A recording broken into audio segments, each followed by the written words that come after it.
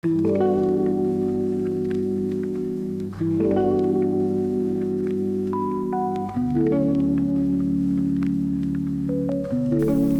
back to another video.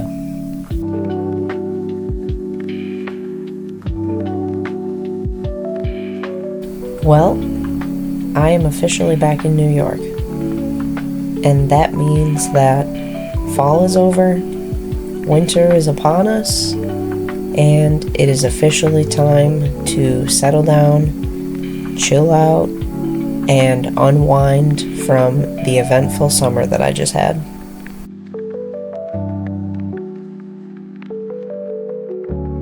I'm grateful to have experienced fall in two vastly different states this year.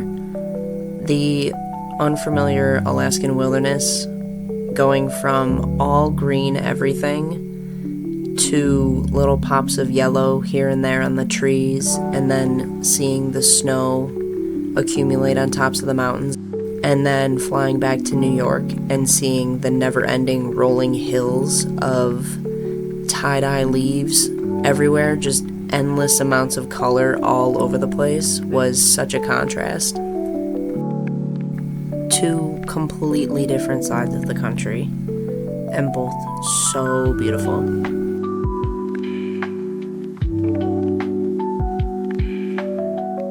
In an attempt to get back into the swing of YouTube, I made the rookie mistake of showing up here today without charging my batteries for my camera or my microphone. And to embrace the theme of unwinding and relaxing, I decided to use the resources that I had on hand.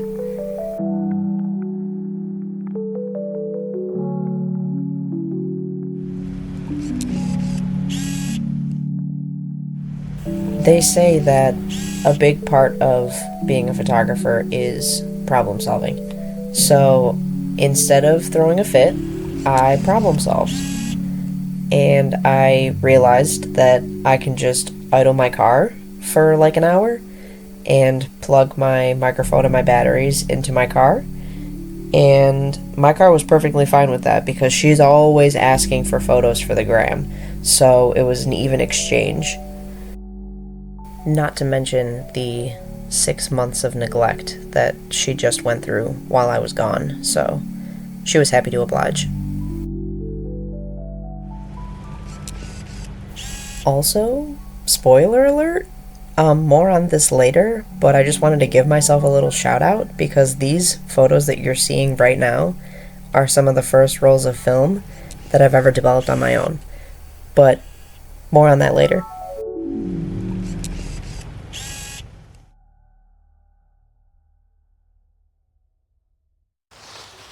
I am officially getting into my hammock. This is crazy. Been walking around taking pictures of it this whole time. I mean, I was in it for a little while earlier, but... So, welcome back to my channel. I'm Mariah. Thanks for being here if you're new. Thanks for coming back if you did. It's been a while, like usual. I have some explaining to do, but we'll get to that in a second. First of all, do you like my shirt? Because I got it in Alaska, which if you clicked on the video and you're watching this right now, that means that you read the title of the video. Therefore, congratulations, you can read. Second of all, you kind of already knew that this video was about Alaska. So, just to sum up the whole thing, I moved there for a while.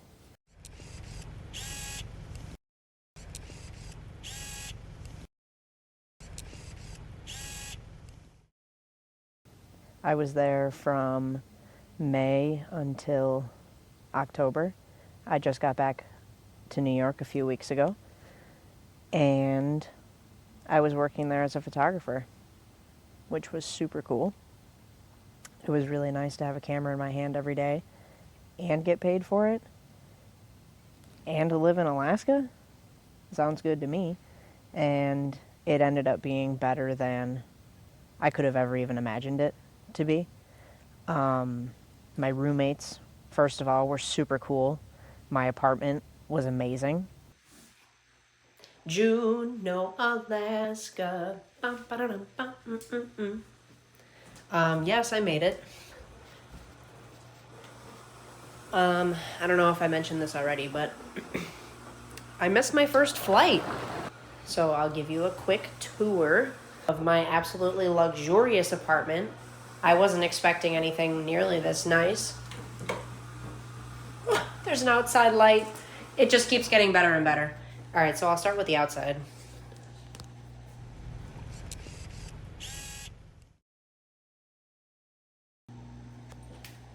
With an outside light. We have our kitchen table. In-house laundry. A very nice kitchen. Wasn't expecting... I didn't know what to expect, I guess, but this is a lot nicer than I expected. The living room. Bathroom.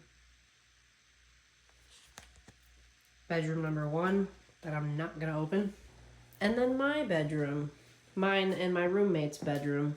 But this is my space so far. She's yet to move in officially, but I'm getting moved in. It was me and 3 other roommates, but they were all super awesome. I got along with them really well. So that expectation was already better than I imagined.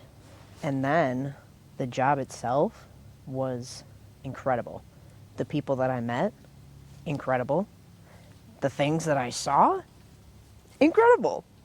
Like, it was an insane experience, and the fact that that was my first time working a seasonal job and officially getting paid as a photographer, like, that was super cool. It still hasn't sunk in that I can even tell this story. And now that I'm back home, I'm kind of just chilling, trying to figure out another plan as to how I can have my camera in my hand every day and also get paid for it. But, you know, hopefully you'll be coming along for that journey anyway, so we'll talk about that later.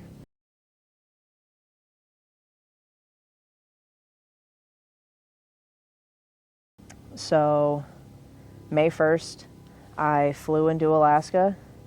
I landed in Juneau, and my manager picked me up from the airport at midnight and drove me to my apartment. It was pitch black. First couple weeks, it was mostly just getting my bearings and acclimating myself to the place. I wasn't doing a ton of working. I was getting my hours in here and there at the warehouse and stuff like that, but otherwise I was just doing a lot of moving in. One of the first things that I bought was a bike. I knew I was going to show up there and not have a car. So I bought a bike on Facebook Marketplace, and I immediately rode it to the grocery store and bought a big basket for like $4.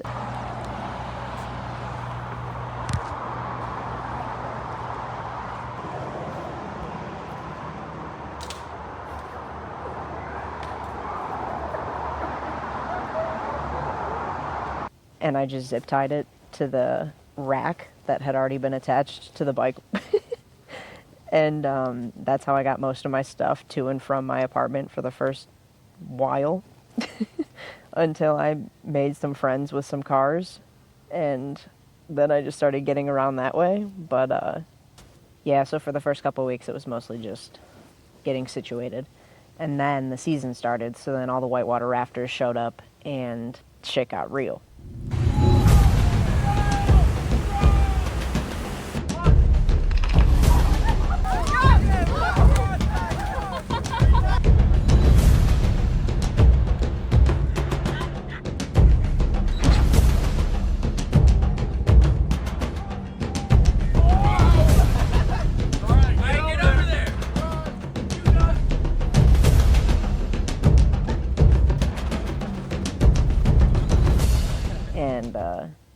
we just got to work.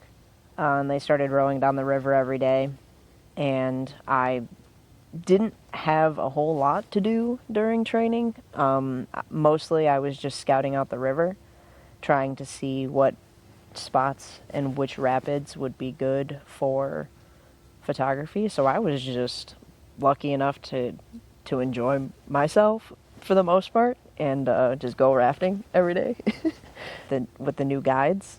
So that was cool.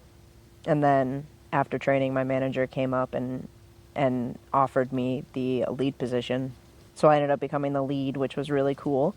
The whole thing was that I knew going into it that the photography department hadn't been a department since, the world shut down. So I had to kind of go in there and go through the totes and blow the dust off of the cameras and stuff like that. So that was part of the reason why I had to go rafting a bunch, was to scout the river. That was the main reason why I had to go rafting a ton. So then doing that, I was able to just figure out my game plan as far as photography and hang out with the team. So in doing so, I was also off the raft taking pictures of them training, which was a win-win because they were doing something new for the first time ever for some of them, and I was able to capture that moment for them while I was figuring out everything that I needed to do and then teach the girls. So it was a win-win. And it was super cool because then they were able to share those memories with people back home. So between the four of us, we got a bunch of pictures during training too, which was super cool. And then seeing the before and afters of how beefy everybody got was super fun.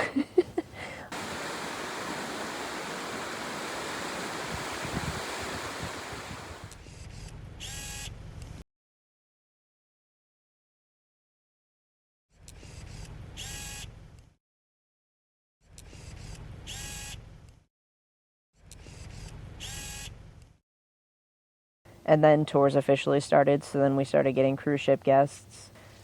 Sometimes we were doing 3 tours a day, 150 guests a tour. So we were running tons of rafts down the river every day.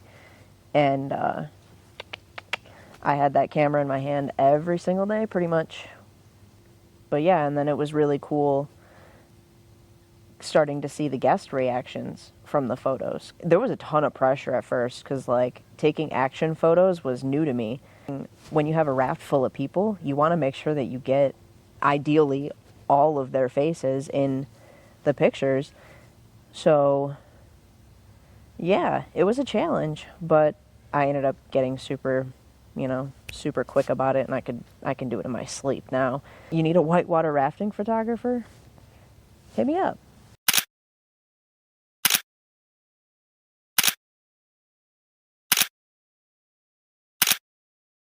Displaying them at the end of the tour and then selling them to the families and the guests and stuff like that. Hearing people say, "This is going to be my Christmas card," was super fun.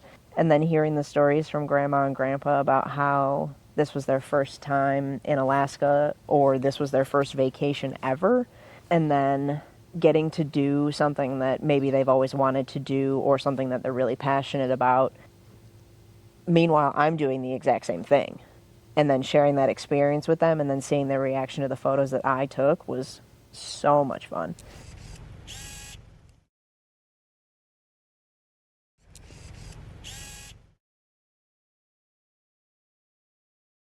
So, I went to Alaska to work, so that's what I was doing for a lot of the time.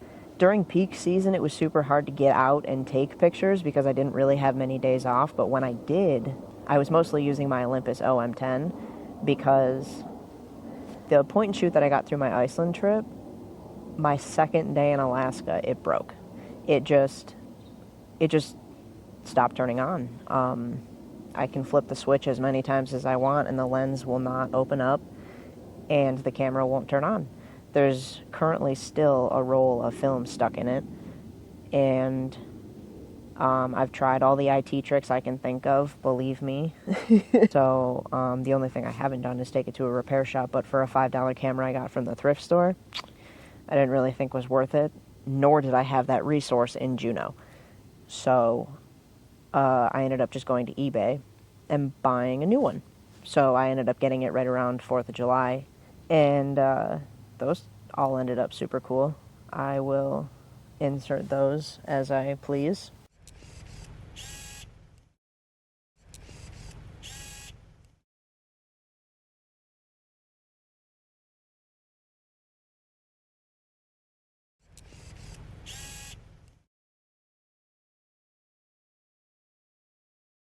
But yeah, pretty much every opportunity that I had, I was trying to shoot some film. When we were going fishing,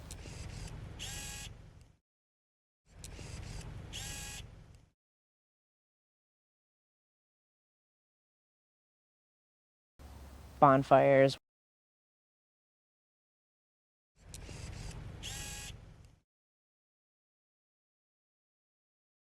when I would go walk around downtown.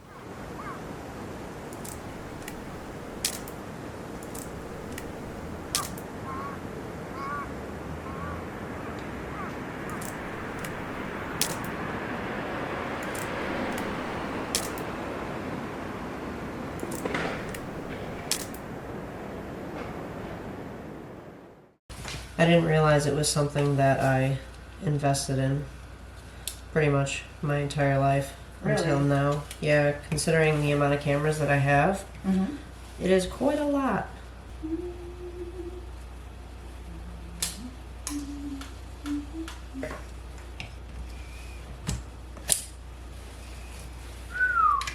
What's up? Got it. Yay!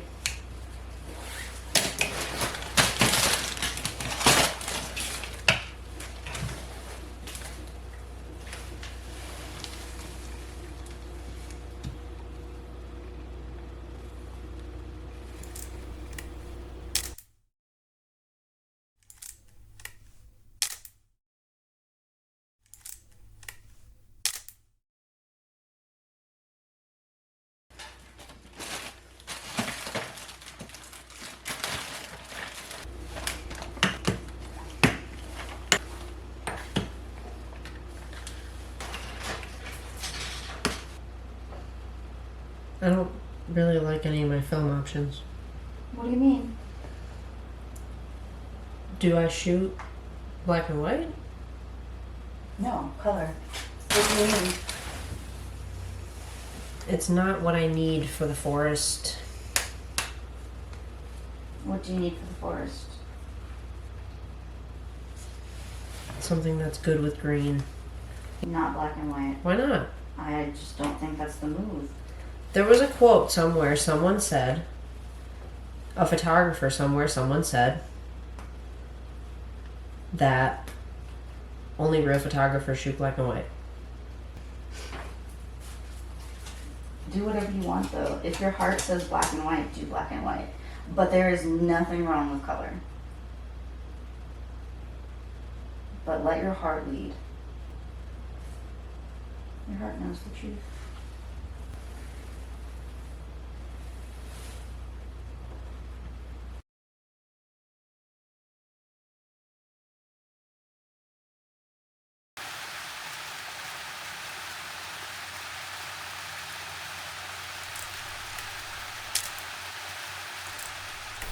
Well, I mean, if you're seeing what I'm seeing, then you're seeing that a lot of these photos are blurry. I was clearly having issues with my Olympus OM10 throughout the summer. I am currently doing research, and I'm working on it. But for now, let's just embrace the wabi-sabi of it all. So they're kind of knocking on my door to come back, kind of, hitting my line, trying to get me to come back for another season, and I'm considering it. That's all I'll say is I'm considering it. But yeah, I don't know. I ended up meeting a boy there, which is fun. So him and I might go back and try another season and do that together. He lives in Indiana, so we're doing a long distance thing right now. I actually have some upcoming plans to see him, so depending on how we're feeling, maybe I'll film that because it could be super fun. I'll let him introduce himself because I'm sure he'll be great at that. But yeah, so I guess we'll see what happens.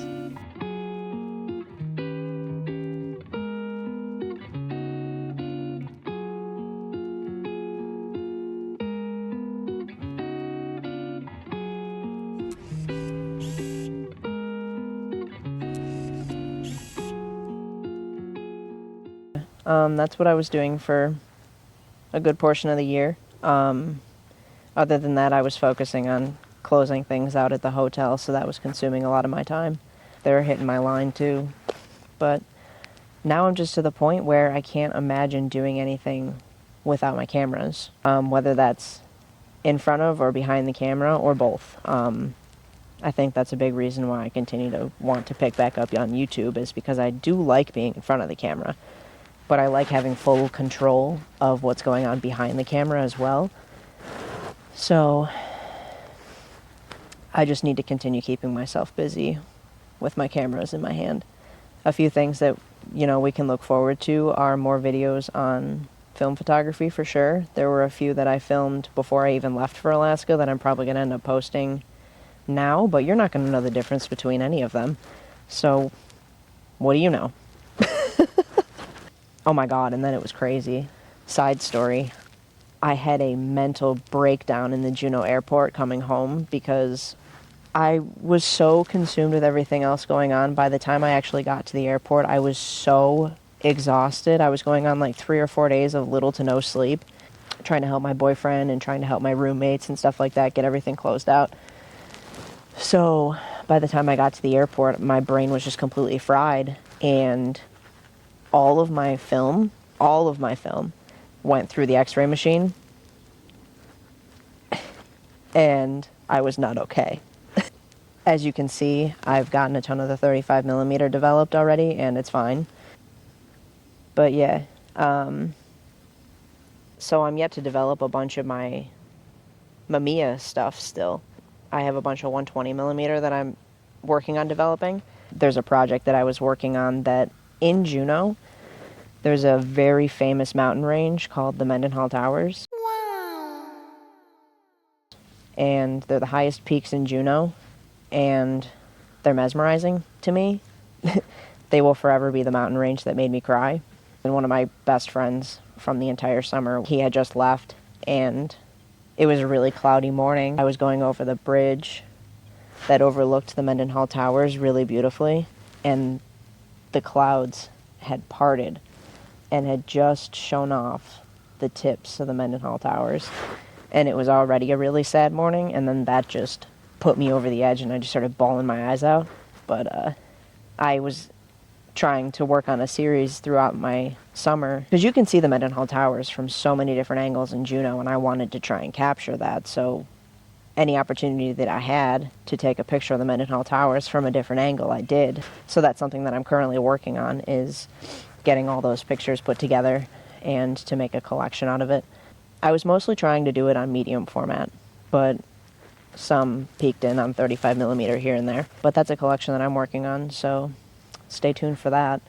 A few other things that you might not know about, unless you follow me on Instagram, is that I went to Iceland a couple weeks before I moved to Alaska, but that trip was specifically for a film photography adventure. I have that video coming up too, but I figured this was a good reason to start filming again, was to explain the fact that I was away. Now that I have a really good laptop and stuff like that, and I'm back at my home base, I can start filming again, get you back updated, and continue to do exactly what I want to do, which is what I've wanted to do since high school, which is photography. So, it's so cool that I can say this, but my boyfriend is the best, and he got me a developing kit from Cinestill, and he got it sent to my house, and I can develop my own film now. So I've been working on that. I developed a few rolls already just to get familiar with the system, and they went well, but I don't know exactly what they're going to look like on the computer and inverted yet. what I'm expecting tomorrow is my macro lens, so that hopefully I can just start taking all the digital scans and then I can continue developing.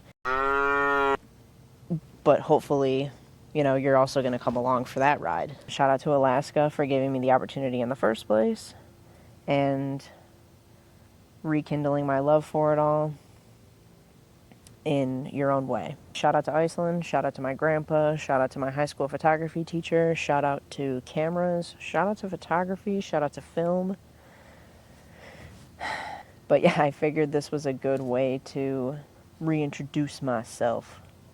I appreciate it if you've gotten this far in the video. I'm probably just going to wrap it up here because I'm sure I'll be talking about Alaska a lot more in the future. I keep hearing rustling in the trees, and I need to remind myself that it's not a bear and that it's most likely not something that can kill me. Hopefully I see you again. Please feel free to come back. I'll see you in the next one. Thanks for watching. I don't remember how I did my outros.